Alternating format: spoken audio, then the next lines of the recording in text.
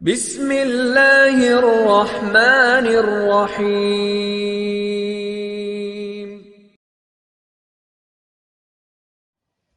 بسم اللہ الرحمن الرحیم۔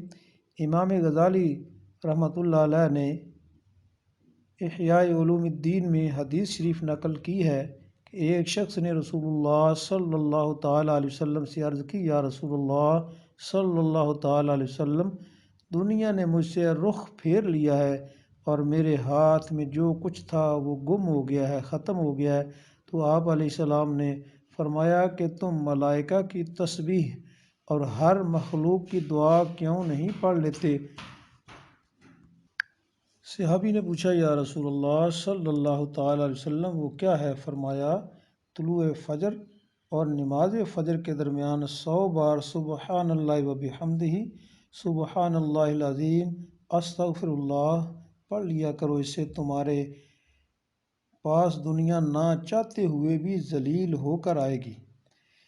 امام احمد رحمہ اللہ نے عبداللہ بن عمر رضی اللہ تعالیٰ عنہ کی ایک حدیث شریف نقل کی ہے کہ حضرت نوح علیہ السلام نے اپنے بیٹے سے فرمایا کہ بیٹا، میں تمہیں لا الہ الا اللہ کا حکم دیتا ہوں، پھر فرمایا اور سبحان اللہ و بحمدہ ہی کا حکم دیتا ہوں، اس لیے کہ یہ ہر چیز کی تسبیح ہے اور اس کے ذریعے مخلوق کو رزق دیا جاتا ہے۔